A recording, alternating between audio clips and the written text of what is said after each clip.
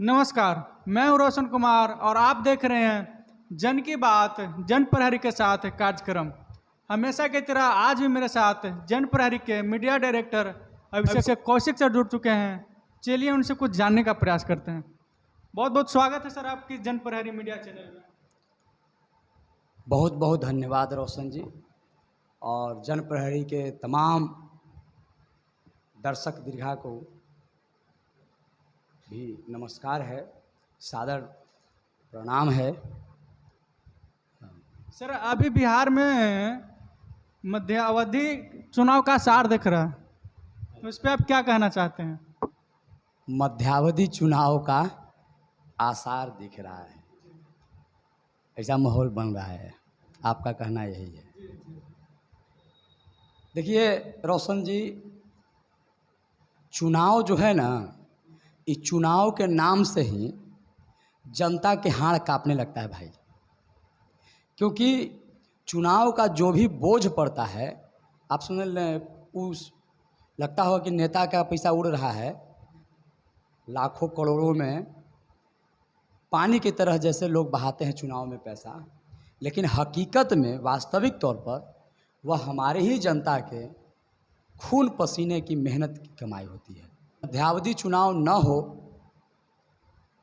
बिहार का जो कार्यकाल है, बिहार सरकार की जो कार्यकाल है वो अपने पूरा करे, हम लोग ऐसा ही मंगल कामना रखते हैं और रखना भी चाहिए।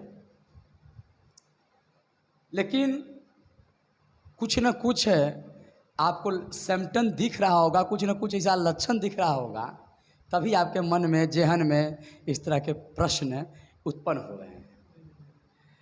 तो सबसे पहले हम चुनाव आयोग से आग्रह करेंगे कि भारत सरकार हो या प्रदेश की जो सरकार के लिए जो चुनाव होती है, वह चुनाव वन नेशन वन इलेक्शन की तर्ज पर हो।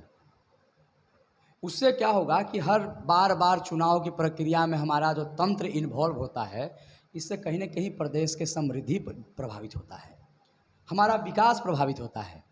हर 1 साल 2 साल पर, माने सालों कहिए, कुछ न कुछ चीज़ों का इलेक्शन होते रहता है। चाहे कभी सेंटर का इलेक्शन हो रहा है, तो कभी स्टेट का इलेक्शन हो रहा है, तो कभी पंचायती राज की चुनाव हो रही है, तो कभी वार्ड का हो रहा है, माने चुनाव हर वर्ष है लगभग। तो इसलिए वन नेशन वन इलेक्शन की तर्ज पर चुनाव आयोग इलेक्शन कराए।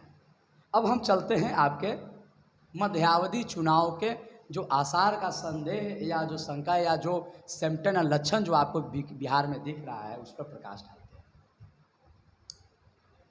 देखिए, कुछ तो खिचड़ी पक रहा है, कुछ न कुछ खिचड़ी पक रहा है।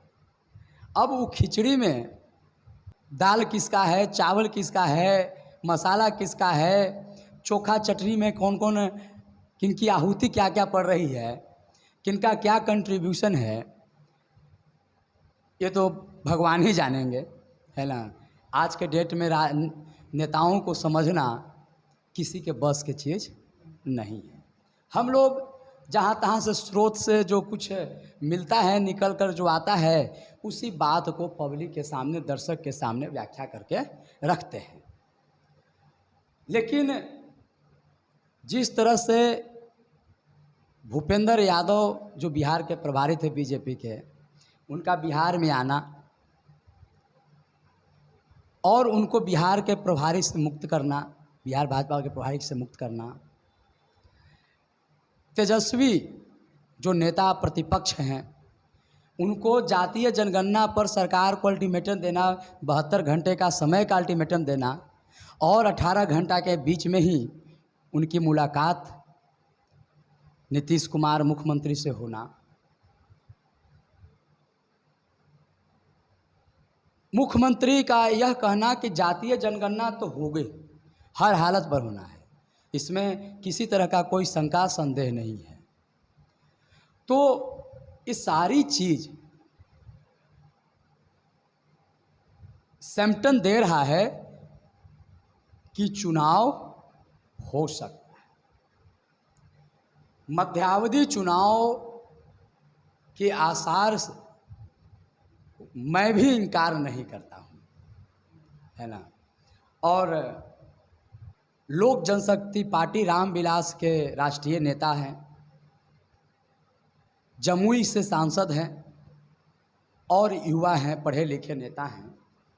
और उनके पिता स्वर्गीय रामविलास पासवान जी को मौसम वैज्ञानिक कहा जाता था, तो उनका भी गुण उस नेता में है। वह भी नेता, आप समझ गए होंगे कि हम चिराग पासवान की बात कर रहे हैं। तो चिराग पासवान बार बार चिल्ला चिल्ला कर शुरू से कह रहे हैं कि यह सरकार चलने वाली नहीं है, बेमेल शादी है। क्योंकि जो पहले बड़ा भैया के भूमिका में रहता था वो अब छोटा भाई हो गया है। बात सच है कि पहले बिहार में जेडीयू बड़ा भाई के भूमिका में, चिराग पासवान के सहयोग से वो छोटा भाई हो गए। लेकिन छोटा भाई साधारण छोटा भाई नहीं, बहुत बड़ा छोटा भाई हो गए। यानी और बीजेपी जो है उस साधारण बड़ा भाई नहीं हुआ, वो पिता हो गया, बाप हो गया। और वो कभी कभी दिखा दे रहा है आँख, नीतीश कुमार को कभी कभी आँख दिखा रही है बीजेपी। नेता माने सरकार के लाइन से हट के कोई कह रहा है कि अफसर नहीं सुन रहा है, कोई कुछ कह रहा है, कोई कुछ कर रहा है, आएँ बाएँ चकराएँ, उसी सरकार में रहते हुए, उन्हीं के नेतृत्व में काम करते हुए उन्हीं पर उंगली उठा रहा है लोग। या जिस तरह से दोनों के बीच में जो केमिस्ट्री, एकदम निगेटिव केमिस्ट्री जो दिख रहा है, रिएक्शन वाला केमिस्ट्री दिख रहा है, तो ये सब चीज़ें अनकंफर्टेबल तो है बिहार की सरकार के लिए, और ख़ास कर नीतीश कुमार। देखिए नीतीश कुमार का जो व्यक्तित्व है ना, ऐसा व्यक्तित्व का बिहार में कोई नेता नहीं है, कोई नेता नहीं है। मैं दावा की बात कह रहा हूँ, दावा से कह रहा हूँ कि नीतीश कुमार का जो व्यक्तित्व है, निजी बात हम कर रहा हूँ, निजी व्यक्तित्व की बात कर रहा हूँ, वैसा व्यक्तित्व का नेता बिहार में अभी कोई नहीं है। लाख कोई अपने आप को कह ले, जो लगातार 17 वर्षों से मुख्यमंत्री है, कैबिनेट में मंत्री रह चुका है, राजनीति का एक बड़ा अनुभव है। वह व्यक्ति कभी अपने राजनीति में न भाई को लाया, न बेटा को लाया, न और परिवार के किसी सदस्य को लाया राजनीति में। यह साधारण बात नहीं है। दूसरा कि जिस समय नीतीश कुमार बिहार का बागडोर संभाले थे ना, उस समय बिहार की स्थिति बहुत खराब थी। जब आपको खजाना दे दिया जाए और कहा जाए कि अब घर चलाइए तो बड़ा मज़ा आता है, लेकिन जब घर गड्ढा में गिरा हो और उसको निकालना, ये साधारण बात नहीं है।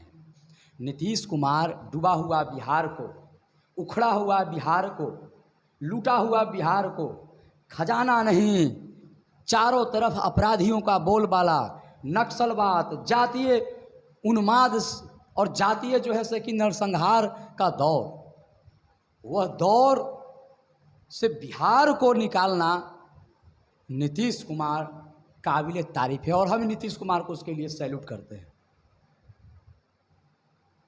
हमको याद है कि 6 बजे के बाद बाहर निकलना मुश्किल था। आज हम कहीं भी हम लोग रात्रि में आ रहे हैं, जा रहे हैं, लेकिन यह जो दौर रहा नीतीश कुमार का, ये 2000 माने विकास का दौर, 2005 से 2010 बिहार के इतिहास जब लिखा जाएगा ना, तो ये 5 वर्ष का कार्यखंड स्वर्णाक्षरों में लिखा जाएगा बिहार के इतिहास में। और नीतीश कुमार को इस कार्यखंड का हीरो माना जाएगा। लेकिन उसके बाद का जो घटनाक्रम हुआ, वो घटनाक्रम धीरे धीरे नीतीश कुमार को कमज़ोर करता गया। क्यों? क्योंकि नीतीश कुमार एनडीए में रह के घटक दल थे, वाजपेयी के साथ इनका केमिस्ट्री था, जेटली जी इनके मित्र थे, लेकिन एनडीए में एक नेता बहुत तेजी से उभर रहा था और उस नेता पर एक बड़ा सा धब्बा लगा हुआ था गोधरा कांड के लेकर। और नीतीश अपने आप को समतामूलक नेता मानते थे, यानी नीतीश के परिकल्पना में हिंदू मुस्लिम की कोई भावना नहीं थी। अब जिस पर गोधरा का धब्बा लगा हुआ है, ठप्पा लगा हुआ है, उस नेता को ये स्वीकार नहीं करना चाहते थे। लेकिन उस नेता का बीजेपी में, एनडीए में बहुत तेजी से और बड़ी मजबूती से दबदबा बन रहा है। इसका कारण, इसका परिणाम यह हुआ कि नीतीश कुमार को एनडीए धीरे धीरे धीरे धीरे कमज़ोर करना शुरू किया। लेकिन जितना प्रयास किया गया उतना नीतीश कुमार कमज़ोर क्यों नहीं हुए? क्योंकि बीजेपी का ही एक नेता, जिसको बिहार बीजेपी में चलता था, उसको ही अपने पार्टी में मिला लिए। माने वो आदमी पार्टी बीजेपी का था, लेकिन उसका आत्मा नीतीश कुमार के साथ। आप सब समझ गए होंगे और बिहार की जनता भी समझ गई होगी कि हम बात कर रहे हैं सुशील कुमार मोदी के। शरीर बीजेपी के साथ और आत्मा किसके साथ? नीतीश कुमार के साथ। इसलिए यहाँ चलते गए। जैसे आज आरसीपी हैं, शरीर जेडीयू के साथ और आत्मा बीजेपी के साथ। अब नीतीश कुमार बहुत कमज़ोर हो गए हैं, लेकिन वह इलेक्ट्रल कमज़ोर हुए हैं, यानी उनके पास विधायक कम हुआ है। एक बात पक्का है कि नीतीश कुमार का यदि कमिटमेंट जो हो जाएगा ना, वो कमिटमेंट पर वो एकदम चाहे जो हो जाए। आज देख लीजिए कि शराबबंदी करके नीतीश कुमार कमिटमेंट कर लिए कि हम बिहार में शराबबंदी कर देंगे, तो वो एकदम लगे हुए हैं। दूसरी बात है कि इसका एक नकारात्मक और निगेटिव रिजल्ट भी आ रहा है, समाज को देखने को मिल रहा है। प्रदेश को रेवेन्यू का नुकसान हो रहा है और शराब बंद भी नहीं रह रहा है, दूसरी बात है। लेकिन वे अपने कमिटमेंट पर एकदम अड़े हुए हैं। तो जदयू कह दिए नीतीश कुमार कि हम जातीय जनगणना करेंगे तो करेंगे। एकदम हम लिख के दे रहे हैं कि अगर नीतीश कुमार मुख्यमंत्री रहेंगे तो जातीय जनगणना करेंगे, क्योंकि नीतीश कुमार ने कहा है, कमिटमेंट। अब देखिए, छोटा मोटा तो हर कोई स्लिप करता है। अब बड़का झूठा पार्टी कह के भी तनी सुन स्लिप कर गए बेचारे, है ना। लेकिन अधिकांशतः वो जो कहते हैं सो करने वाले नेता हैं। अब दूसरा जो इसका पहलू है, वह पहलू है राष्ट्रपति का चुनाव, राष्ट्रपति उपराष्ट्रपति का चुनाव। तो Nitish Kumar wait and watch की स्थिति में अभी है। जातीय जनगणना की प्रक्रिया को खींच कर ले जाएंगे इलेक्शन तक ही कुछ नहीं करेंगे, खाली बात कहेंगे, उस पर कोई काम नहीं होगा। बात इसलिए कहेंगे कि देखेंगे कि हमको राष्ट्रपति उपराष्ट्रपति का कैंडिडेट बीजेपी बनाती है कि नहीं बनाती है। अगर बीजेपी बना देगी तो यह सरकार चलेगी, 5 साल चलेगी। मैं दावा कर रहा हूँ कोई मध्यावधि चुनाव नहीं होगा।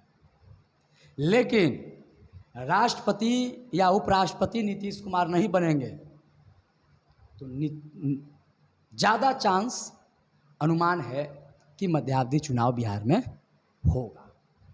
और हम आपकी तरफ से जनता से आग्रह कर लेते हैं कि आप इस चैनल को थोड़ा सपोर्ट करिए, चैनल को सब्सक्राइब करिए, लाइक करिए, और हमारी बात, हमारा व्याख्यान, हमारी विश्लेषण आपको कैसा लगता है, आप अपनी प्रतिक्रिया कमेंट बॉक्स में ज़रूर दीजिए। धन्यवाद। सादर बहुत बहुत धन्यवाद सर आपको जुड़ने